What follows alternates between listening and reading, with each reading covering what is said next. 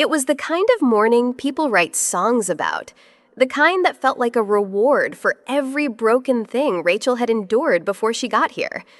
The hum of the refrigerator, the quiet clink of a coffee spoon, and outside, the slow dance of golden leaves on a breeze that whispered October. Rachel stood at the window in her wool socks and favorite gray sweater, hands wrapped around a steaming mug.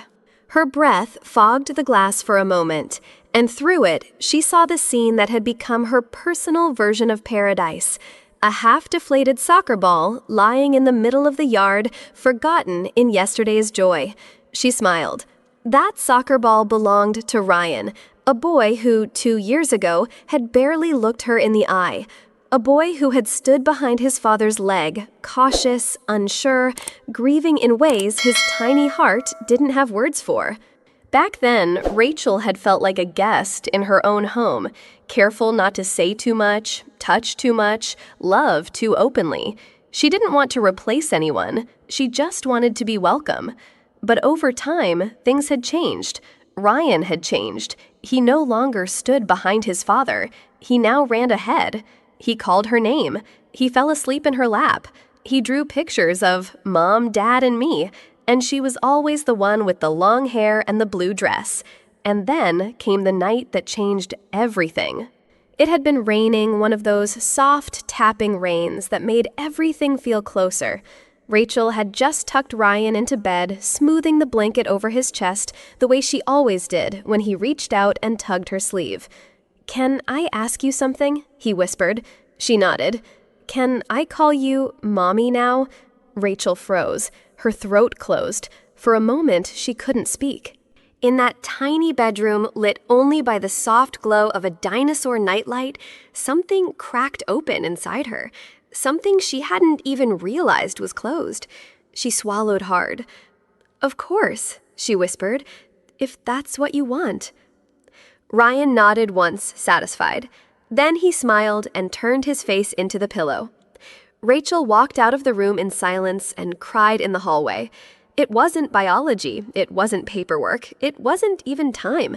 It was trust. It was love.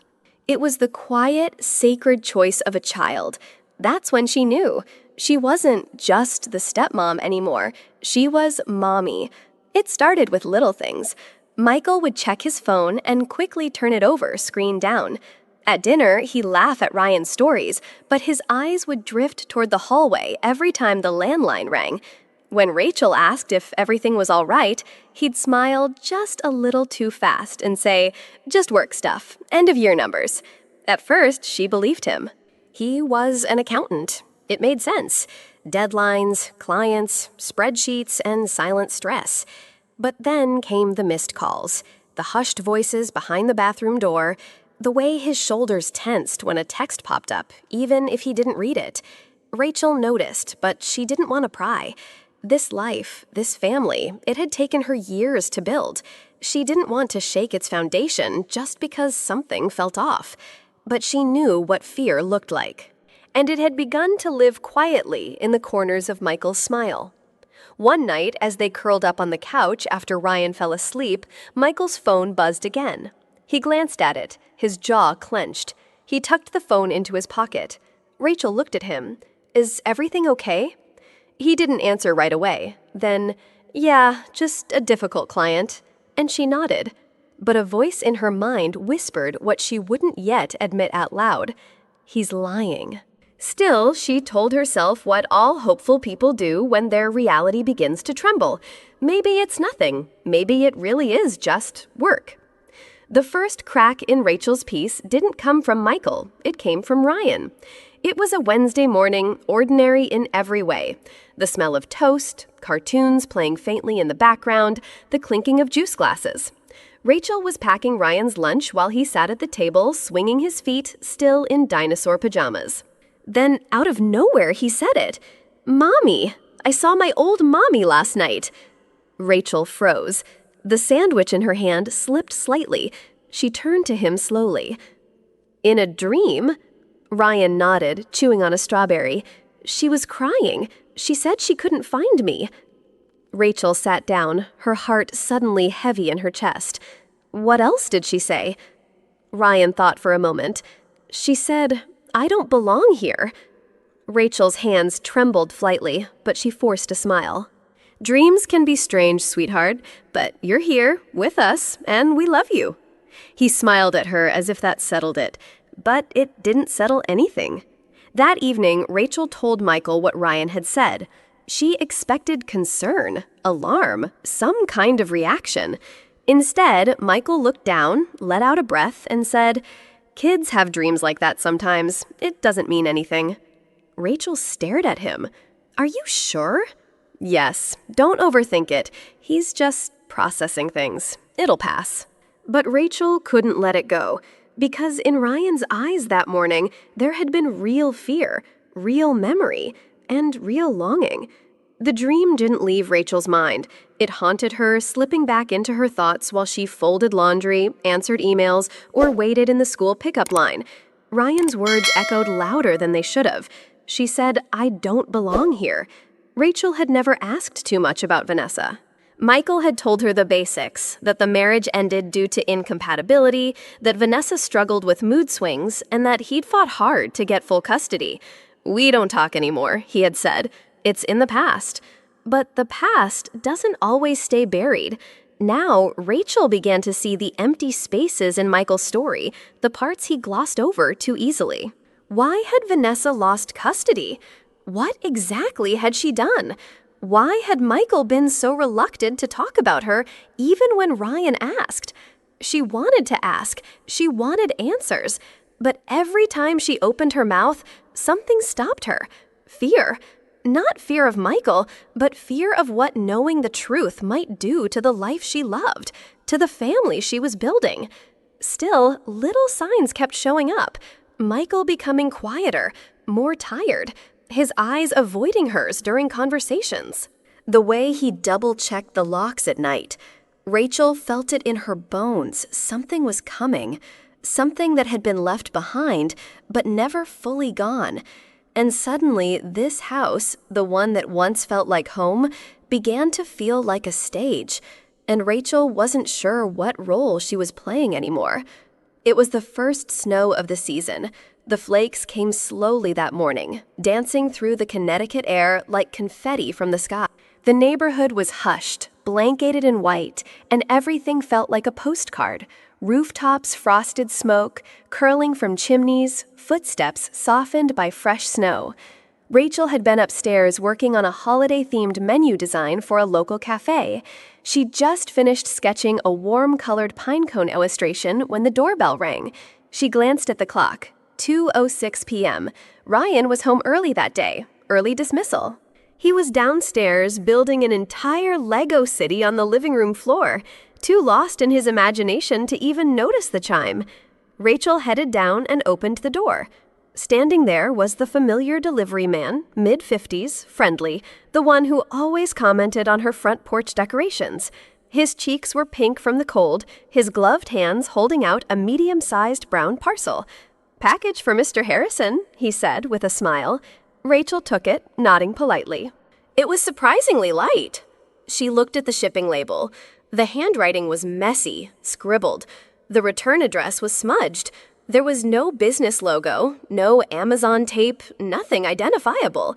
Just a name that was nearly illegible and their home address. "Thanks," she said.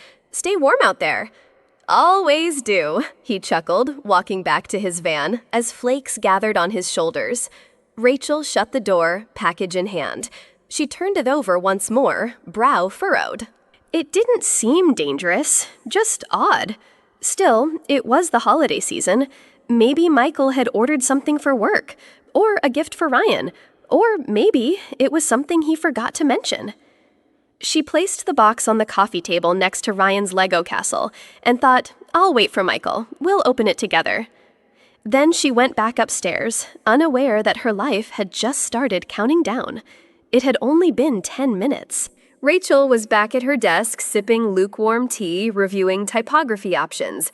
The snow was falling harder now, tapping gently against the window pane.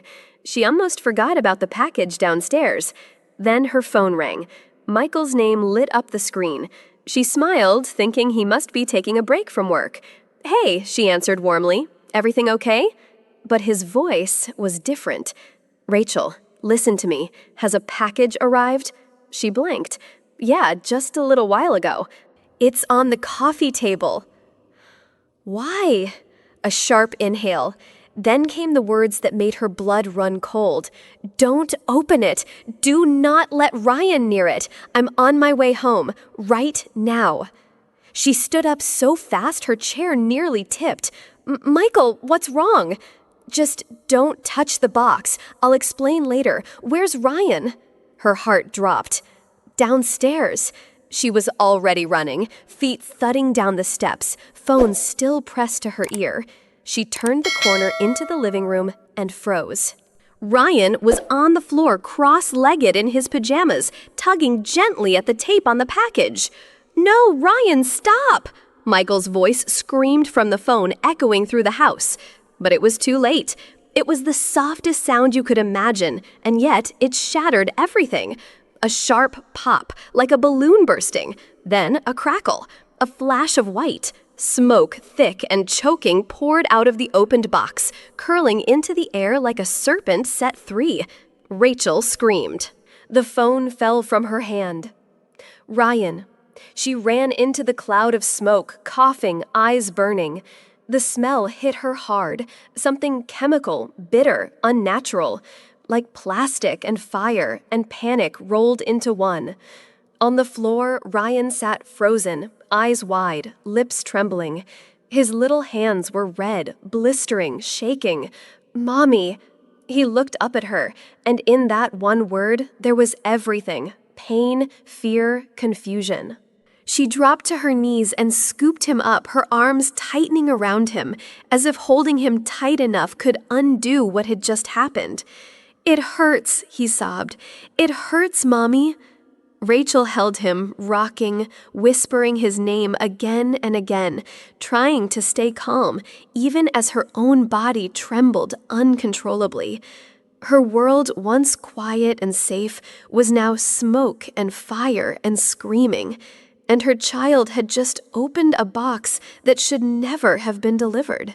At the hospital, the walls were too white, too quiet. Ryan was being treated in the next room.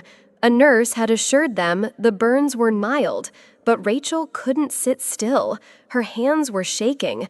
Her heart hadn't stopped racing since the moment that box exploded.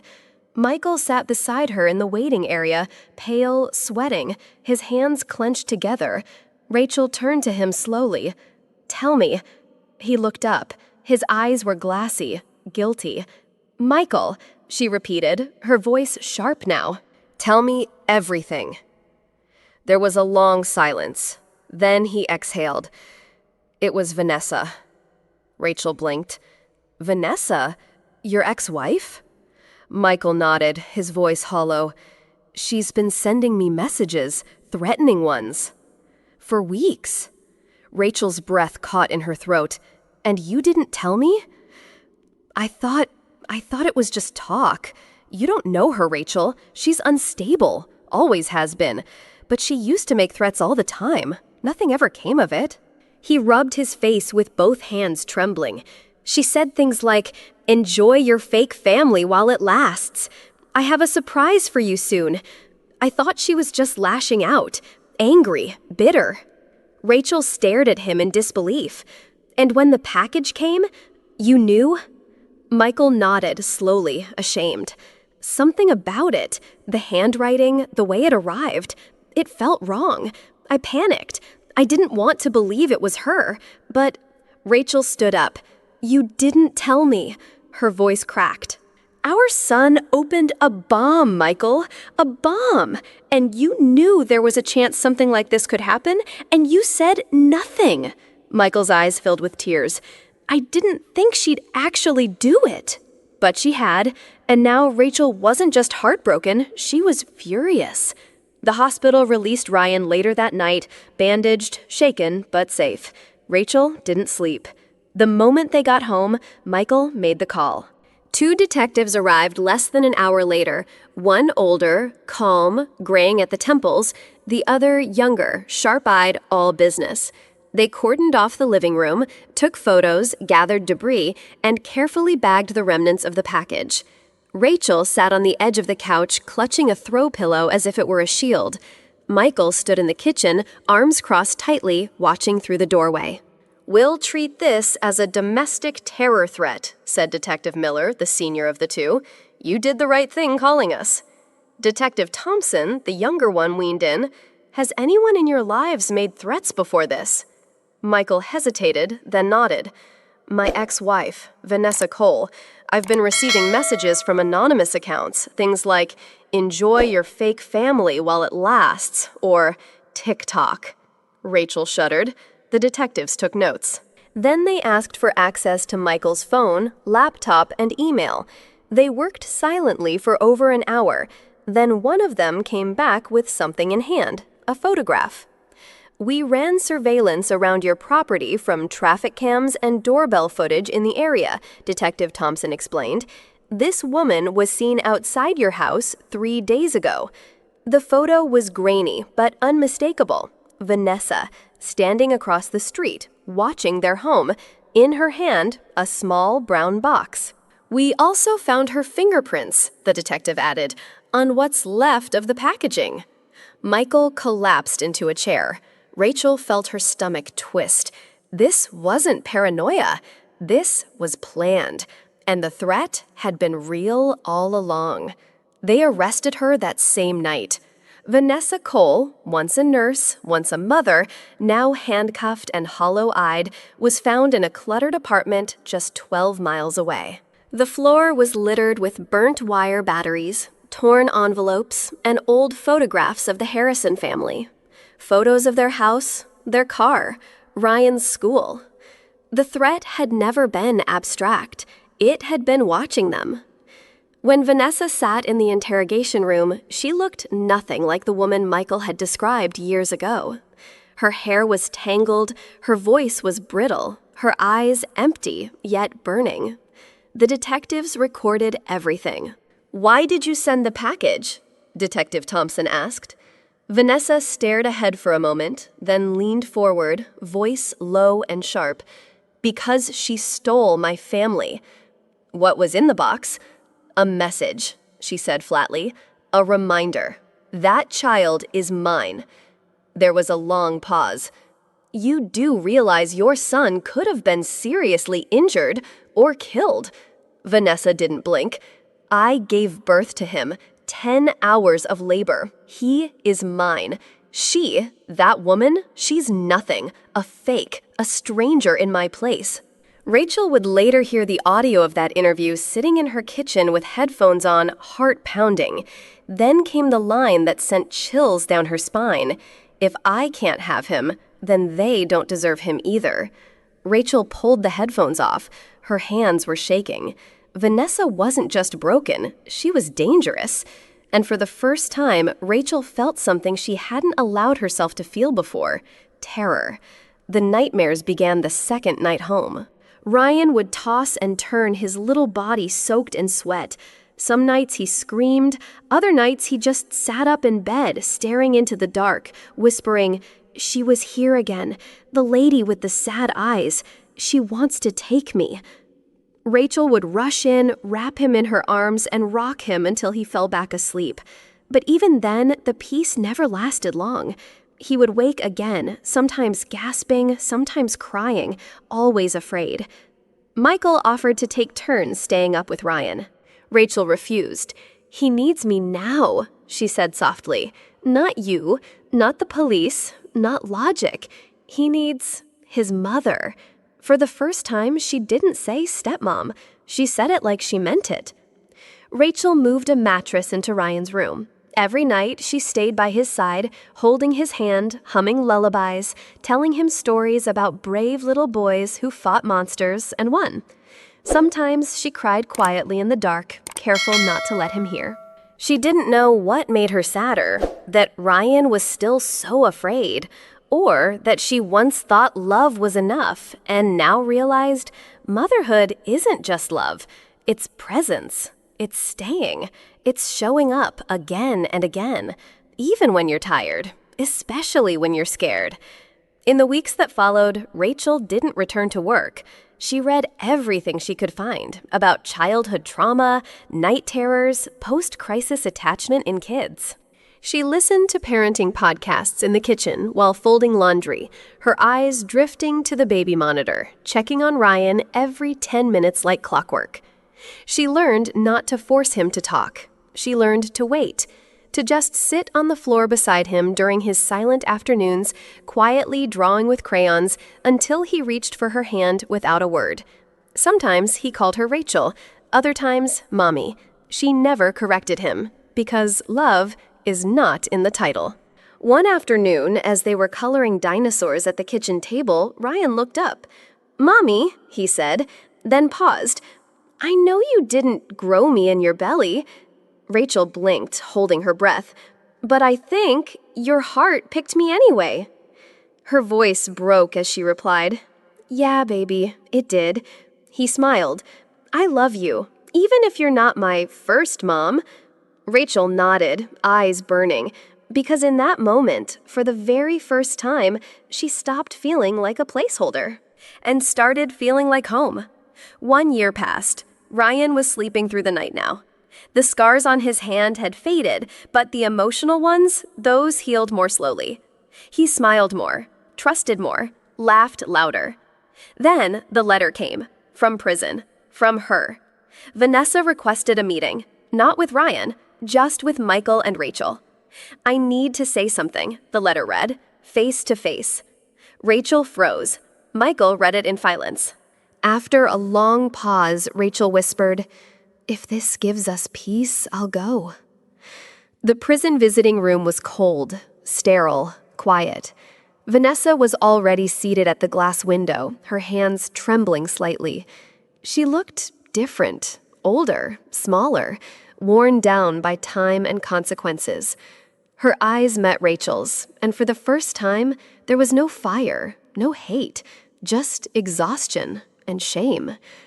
"You don't have to say anything," Vanessa said. I needed to look you in the eye and say, I'm sorry." Silence. Then tears.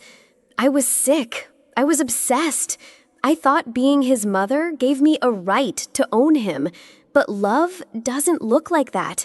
Not what you showed him." "He's lucky," she added, voice cracking. "You gave him a better version of me." Rachel didn't respond right away. Her chest was tight, her hands cold. Finally, she spoke.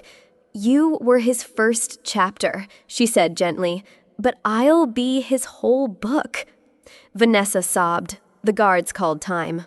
As Rachel stood to leave, she placed her hand briefly on the glass, not out of approval, not out of pity, but maybe out of grace. As the guards began ushering them out, Vanessa pressed her hand against the glass, her voice trembling. "Rachel, if one day he asks about me, please don't lie." Rachel stood frozen. "Just tell him I was broken, but I changed." There was something almost peaceful in her tone, but beneath it, something else lingered. A plea, a warning, a final thread of control. Rachel didn't answer. Her heart twisted. Would Ryan ask one day? Would she have to tell him the full truth about bombs, about trauma, about a mother who once tried to destroy the life he had? Would she have to open a door she'd fought so hard to close? "Just promise me one thing," Vanessa added, her eyes shimmering. "Let him know I didn't stop loving him, even when I lost my mind." Silence. Rachel nodded. Once. Slowly. But as she walked away, a chill settled in her bones. Because even now, even behind glass, behind bars, behind apologies, Vanessa still had a way of reaching in. And that was the scariest part.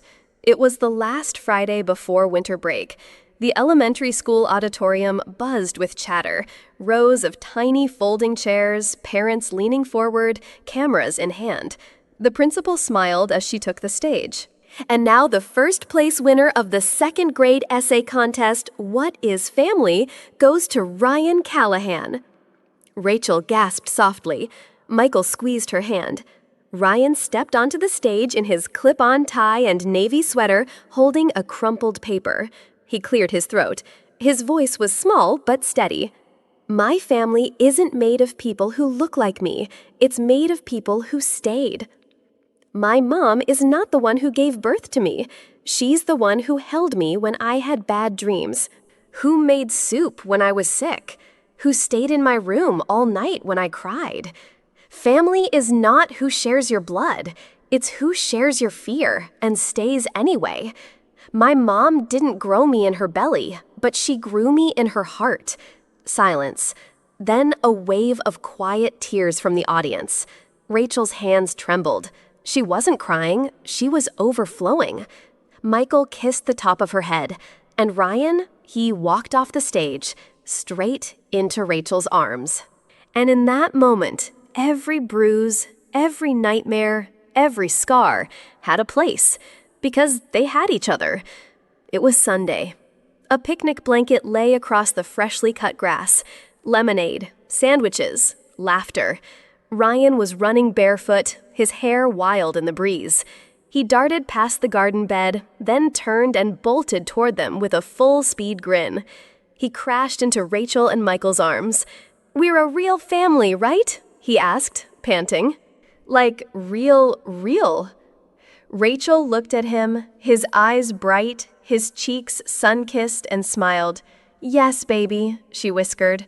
"Not because of blood, but because we choose to love each other every single day." Ryan nodded, then rested his head on her shoulder. The wind danced through the trees. A butterfly hovered above the lemonade. Somewhere, a neighbor's dog barked in the distance. But here in this little garden on this ordinary afternoon, something quietly extraordinary had taken root. Family. Not born, but built. Family isn't always made by blood. Sometimes it's made by choice, by showing up in the dark, holding on through the storm, and choosing love when it's hardest.